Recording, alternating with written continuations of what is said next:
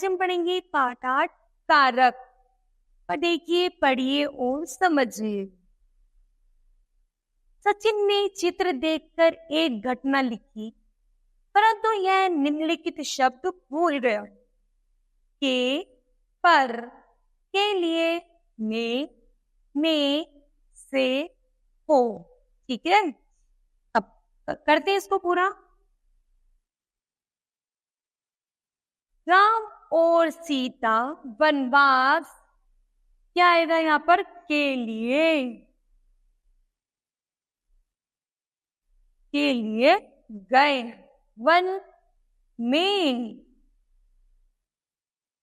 राम ने, सीता को, एक विशाल एक शिला पर,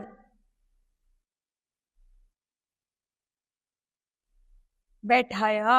वहां से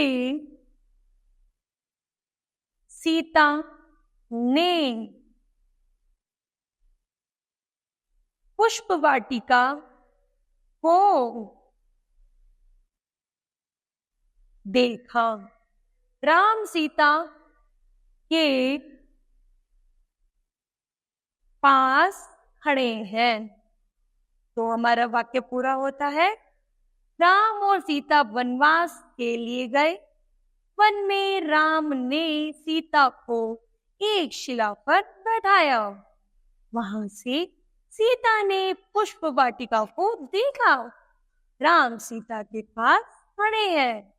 उपयुक्त घटना पढ़ने में अटपटी तथा अस्पष्ट लग रही थी, लेकिन शब्द एक दूसरे से जुड़े हुए नहीं लग रहे थे। इन शब्दों पर जब हमने आपस में संबंध स्पष्ट किया, तो यह जो वाक्य थे बहुत सुंदर पंक्तियों में परिवर्तित हो गए। जानते हैं परिभाषा के माध्यम से संज्ञा या सर्वनाम के जिस रूप से वाक्य के दूसरे शब्द के साथ इनका संबंध पता चलता है, उसे कारक कहते हैं। कारक के भेद। कारक के निम्नलिखित 8 भेद होते हैं। पहला है कर्ता कारक। कर्ता कारक में चिन्ह ने। बंदर ने केला खाया। बंदर में हमने क्या किया? कर्ता ने हमने कर्म को जोड़ा, तो क्या हो गया? कर्ता है। किसने खाया? बंदर ने। ठीक है, तो यहाँ पर जो कर्ता है वो किससे जुड़ा है? ने से। तो बंदर ने केला खाया। इस प्रकार है दूसरा कर्म को कर्म कारक। कर्म कारक को जोड़ा है हमने को से। तो जैसे राहुल पतंग उड़ा रहा है, तो राहुल किसको उड़ा रहा है? प्रश्न आता है, तो उत्तर है पतंग को। किसको? पतंग को। पतंग के साथ हमने कारक जोड़ा है को, तो ये हो गया हमारा कर्म कारक। फिर है कर्ण कारक। कर्ण कारक है से।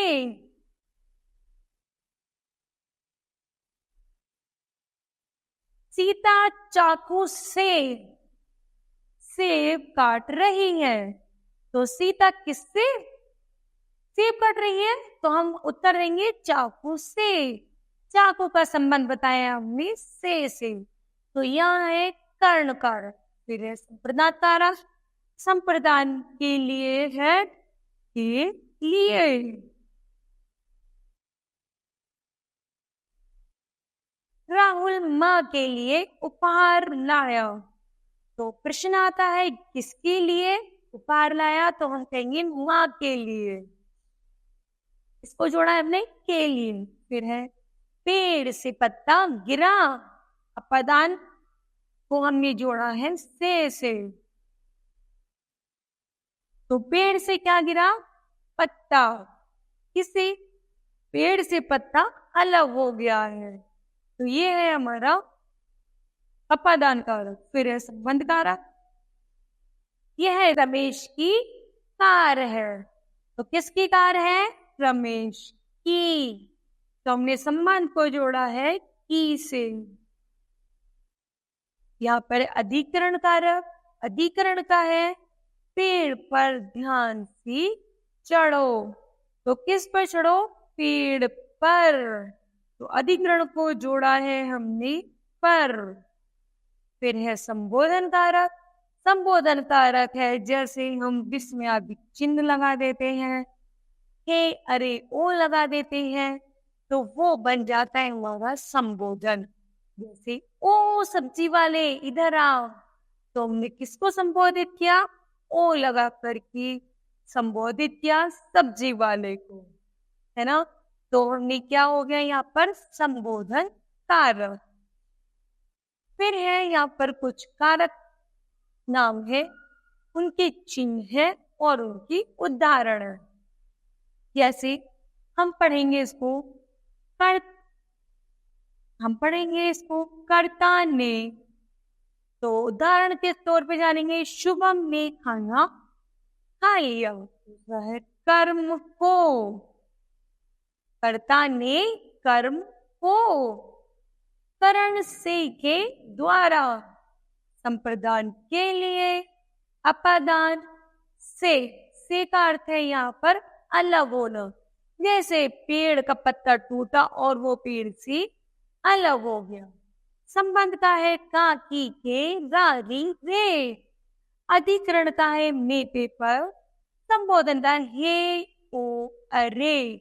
अब इनका उदाहरण जानते हैं। जैसे हमने पहला उदाहरण पढ़ा, तब पढ़ते हैं दूसरा। कर्म को से जोड़ेंगे तो राम ने रावण को मारा।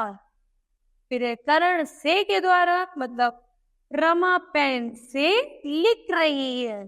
संप्रदान के लिए माँ बच्चों के लिए खाना बनाती हैं। फिर है अपादान से पेड़ से पत्ता गिरता। फिर है संबंध है काकी के रारी रे, तो यहाँ पर है मोहन मनीष का भाई है। अधिकरण में पेपर चिड़िया जाल में फंस गई। फिर है संबोधन करेंगे ए, ओ, अरे से के माध्यम से। जैसे अरे तुमने ये क्या कर दिया, तो यहाँ पर आता है संबोधन कारक। तो बताइए बच्चों, आपने इस पाठ से क्या सीखा? तो हमने सीखा संज्ञा या सर्वनाम के जिस रूप से वाक्य के दूसरे शब्द के साथ इनका संबंध पता चलता है उसे कारक कहते हैं। कर्म कारक के को का फल क्रिया पर पड़ता है जब संप्रदान कारक के को का फल देने के भाव में पड़ता है। फिर एक करण कारक में से सहायता अथवा द्वारा के लिए होता है, जबकि अपादान कारक में से परसर्ग अलग होने का भाव प्रकट करता है। तो बच्चों, आपको यह पाठ समझ आया होगा। धन्यवाद।